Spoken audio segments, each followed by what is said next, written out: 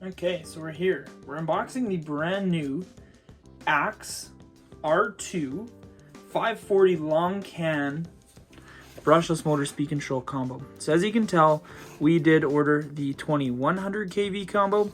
This is also going to be available in the 1400 kV, 2100 kV, or 2800 kV. And it's also available 540 long can or 550, and the 550 is going to include a 3300 kV motor.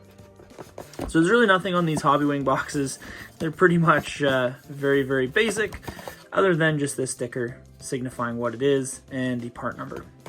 So the biggest thing, put this to the side, biggest thing that we're going to be getting here is the brand new R2, which the biggest update that you can tell as well is it's 80 amp. I have my old Hobbywing system back there and it's 60 amp. So the speed control did get a 20 amp increase. Also reverse polarity protection, a newer, smaller sensor wire, but we'll get into that as well once we unbox it. So let's get to the speed control. We'll do the motor after. So I cut all of the packaging open just to make this a little bit more speedy. The first things first.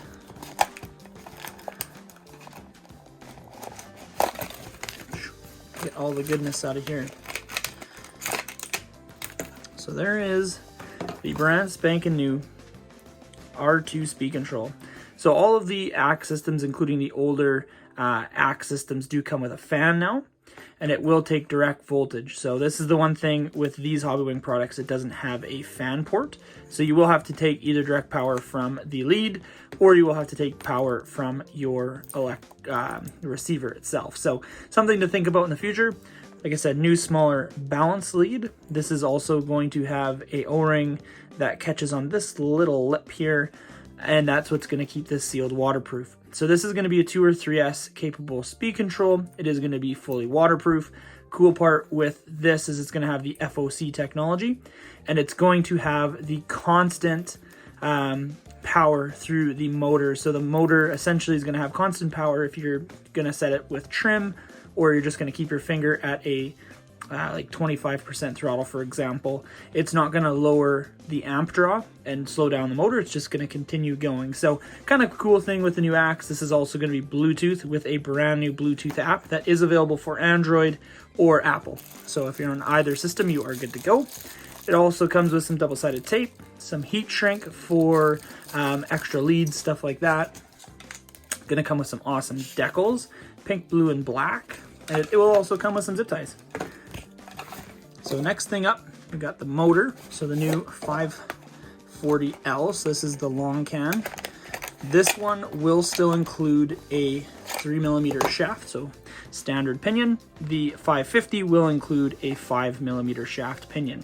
So nice long leads on here. The one downside with the Axe is you probably can tell this is going to be a non-changeable sensor wire length. So there is extensions available from Hobbywing themselves. So this the sensor wire is pretty short on here, and it's also quite short on the speed control. So do plan ahead when you mount these two into your crawler, just because you will have to plan ahead if you need to order that or not order that extension. So I'm pretty excited to get it in. Everything is a sealed can, so backside sealed.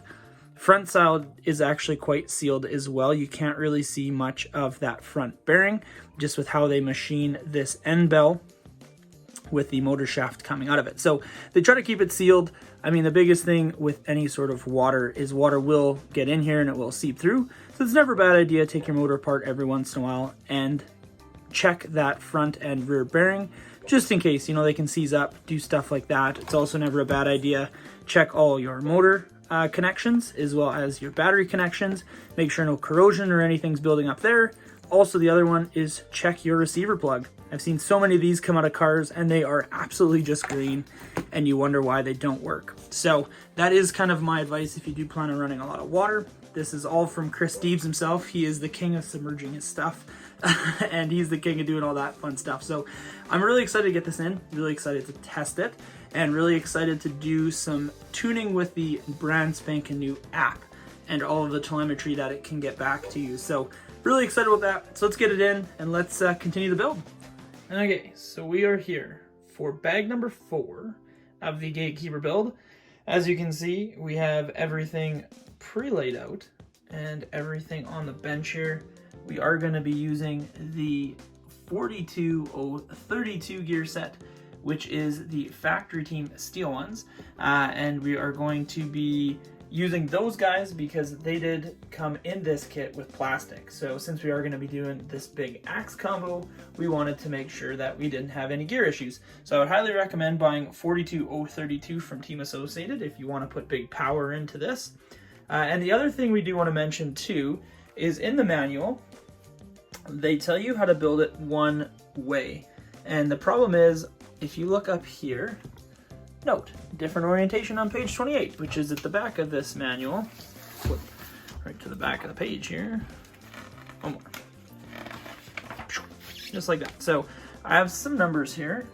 So essentially we want to build option number 2 because that is going to give us a little bit more of the overdrive for the front end. So that's going to give us our 11% overdrive instead of the 5% overdrive. So here's some math if you want to take a peek at that for people that are really interested. So just make sure when you do build this, if you want to build 5%, just continue on with page number 7. If you do want to go up to the 11%, you always want to go to page number 28. So here we go. We're going to get building. One thing I will mention also is on these gears, they will have a number to them. So 2852, as well as these gears, you can see they have some numbers as well. So you match up the corresponding bottom gear to the idler gear and you'll be good to go.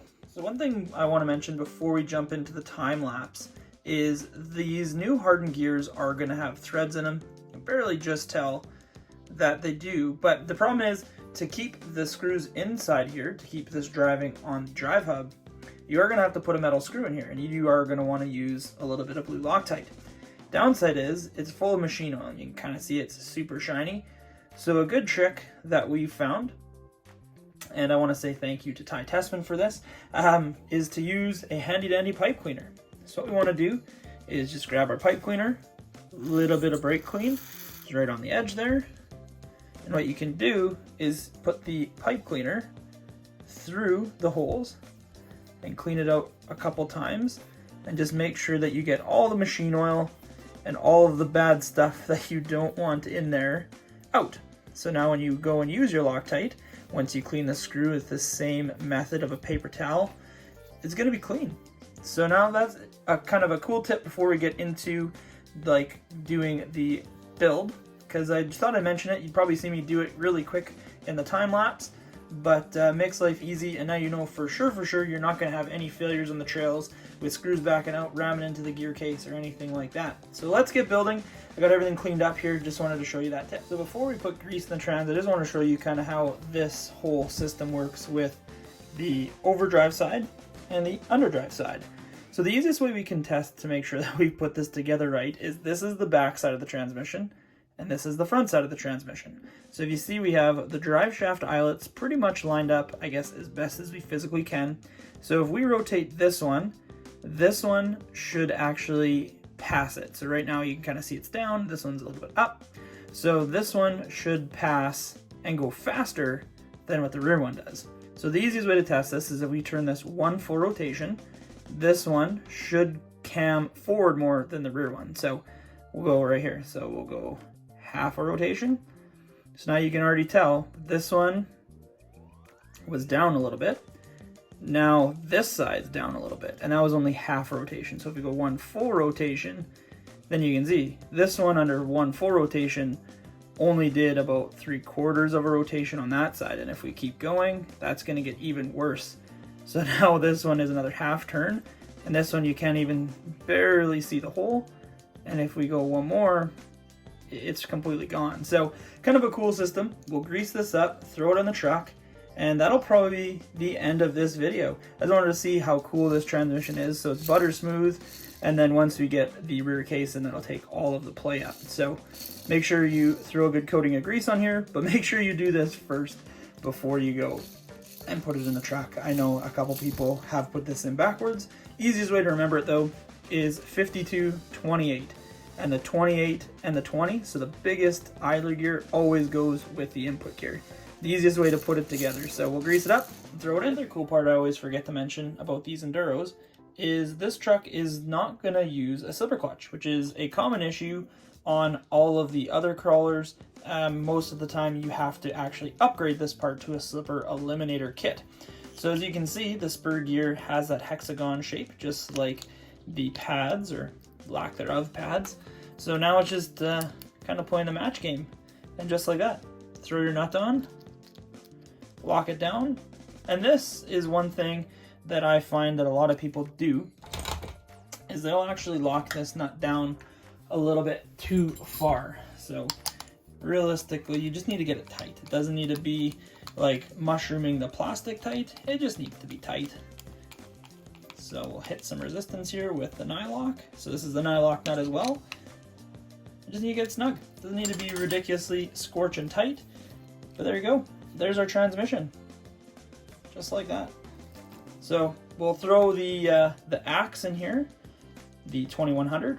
So another thing that we found sometimes, if you're going to be doing the 1800 kV, say Fusion, or a smaller motor and you want a little bit more wheel speed, this is an 87 tooth spur. We found Team Associated does make a 76 tooth spur, which is the smallest one here we can use. The downside is we run into a pinion / gear cover issue. So as you can see on the bottom side of this gear cover, you can only run so big a pinion. 21 tooth pinion is about the biggest we find without a whole bunch of modification on the inside of this gear cover. So just keep that in mind if you are going to run a smaller KV motor. But that's it, everybody. Thank you so much. This is part 4 of the Enduro build, so bag 4 as well, so it kind of worked out pretty good. Don't forget to like, comment, and subscribe. Don't forget to check out our other YouTube channels. I know Chris just did a ton of stuff with the Traxxas UDR as well. So we're going to put this together on episode number 5. We will be getting into building some diffs. So thank you everyone for tuning in, and we'll catch you on the next one. Bye.